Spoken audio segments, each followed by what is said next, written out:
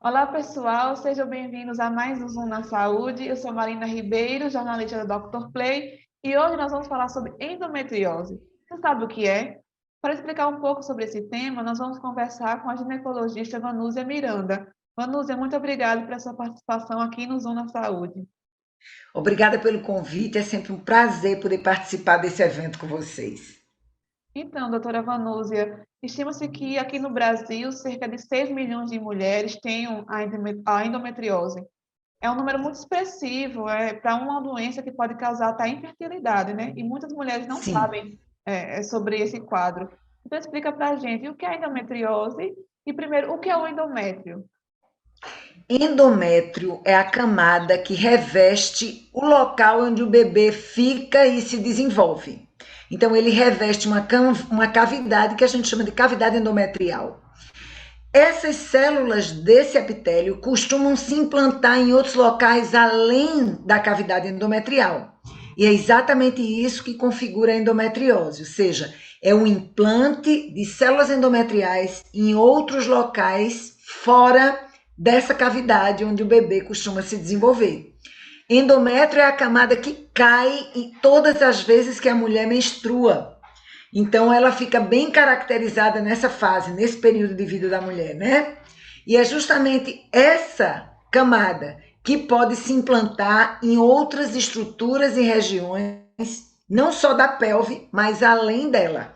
É isso que configura a endometriose. E quais são os sintomas, os sinais apresentados pela endometriose, até para as mulheres que estão nos assistindo, elas também terem essa consciência? Isso.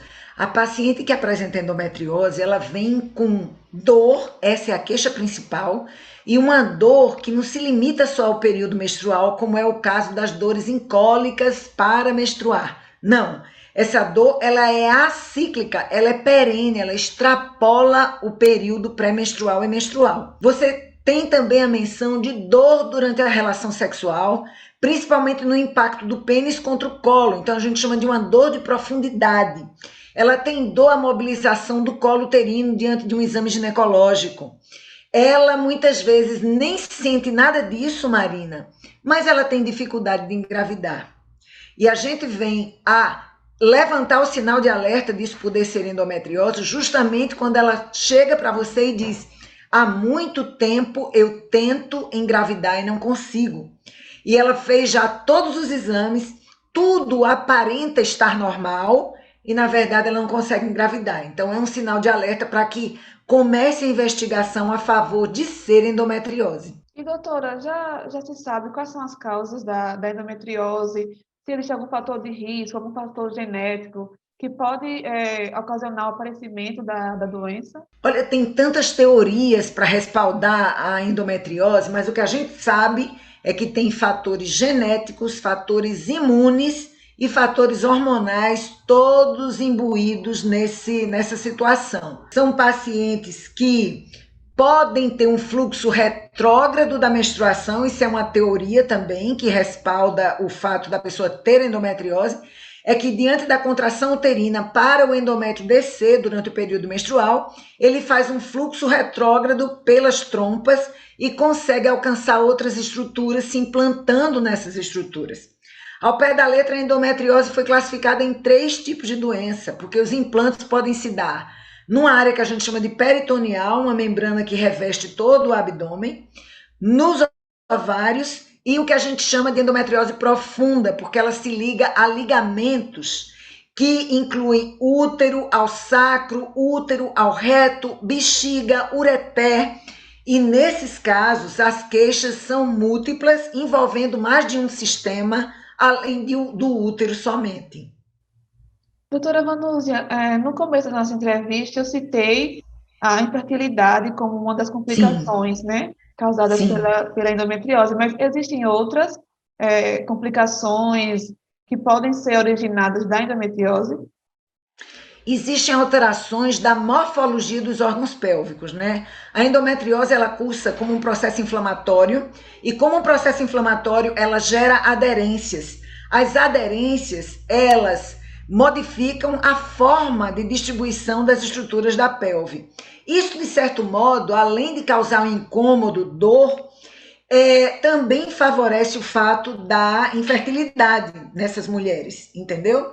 E quando essa endometriose vem a quase ocluir o ureter, ela causa uma complicação em rim, que a gente chama de hidronefrose, e é importante que providências cirúrgicas sejam tomadas.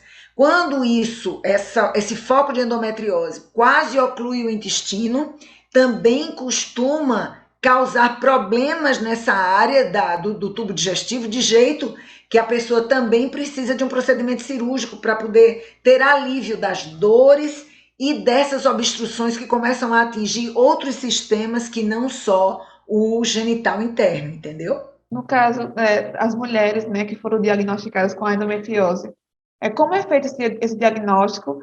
E essa doença tem tratamento? Ela requer algum procedimento cirúrgico? Veja bem, a história da paciente já diz um bocado de coisa. Então, a gente começa a desconfiar da endometriose quando ela vem com essa história de dor crônica, de dor quando mantém relações, de dor que vai além do período menstrual. Ela tem um histórico que fala muito a favor disso.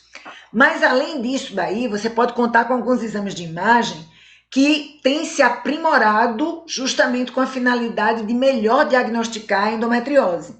Dentre eles, a gente tem a ultrassonografia com preparo intestinal, a ultrassonografia pélvica transvaginal com preparo intestinal, e a gente tem a ressonância magnética, né? São dois recursos muito bons. Mas muitas vezes a paciente não sente nada, não tem nada nesses exames de imagem e ainda continua falando a respeito de desejo de engravidar sem sucesso. E daí a gente pode até partir para procedimentos minimamente invasivos, como é o caso da laparoscopia, que se faz realmente com a mínima invasão de cavidade abdominal em busca de investigar os focos de endometriose. E essa doença toda tem tratamento? Eu te digo que sim, Marina. E como é uma doença que depende de hormônio, então, a princípio, o tratamento é clínico à base de hormônio para parar as influências do estrogênio sobre o endométrio. Então, a gente dá um antagonista do estrogênio, que é justamente um progestágeno, para ela ficar sem menstruar. E o propósito é esse, ficar sem menstruar. Eu só posso dar progestágeno? Não, eu posso dar anticoncepcionais combinados, estrógeno e progesterona, de preferência de uso contínuo, para não deixar ela menstruar. Isso vai aliviar muito a questão da dor que a endometriose causa. Mas isso alivia o fato dela querer engravidar e não conseguir? Não. Então, na maioria das mulheres, o procedimento cirúrgico feito antes dela tentar engravidar viabiliza que ela engravide e que leve a cabo o sonho dela de ser mãe, entendeu? Quando isso não acontece, mesmo ela tendo retirado cirurgicamente alguns focos de endometriose, ou todos os focos, porque o objetivo é esse, ela pode fazer, então, uma análise da população ovariana dela de folículo, e aí ela poder fazer uma fertilização in vitro, que é uma outra saída para as portadoras de endometriose que não conseguem sucesso, nem com tratamento clínico, nem com cirúrgico. Então, a gente pode, sim, dar a ela essa opção de fazer uma fertilização in vitro e ela realizar o desejo de ser mãe igualmente.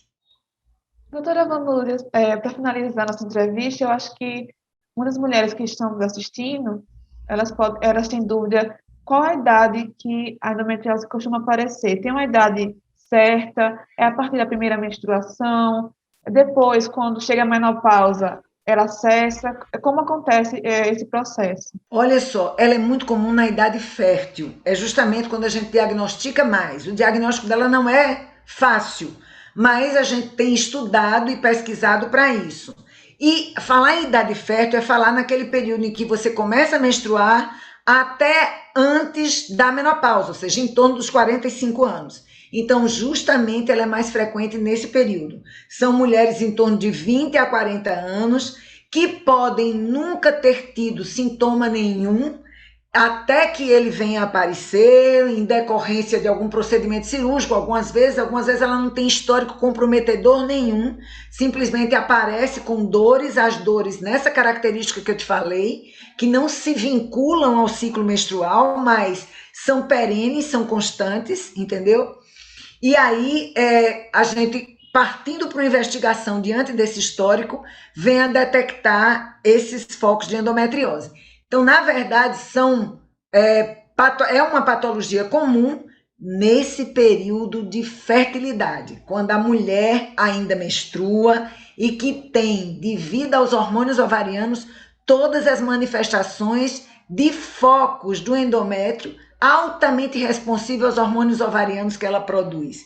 Então, isso até facilita que a gente investigue a endometriose, porque é diante dessas variações hormonais de cada ciclo que ela vai referindo os sintomas, as queixas, de acordo com o local onde os focos de endometriose estejam. Doutora Vanúzia, muito obrigada pela entrevista. Foi um grande prazer tê-la conosco aqui no Zoom na Saúde. Gente, o grande prazer é meu. Eu me disponho para outras entrevistas, para conversar com vocês, bater papo, trocar ideias. Isso é muito construtivo para mim. Obrigada. Com certeza. E você que está assistindo esse vídeo, gostou do nosso conteúdo? Curte, compartilha, se inscreve no nosso canal. Siga também nossas redes sociais. Estamos no Instagram, @drplay.tv. Até o próximo Zoom.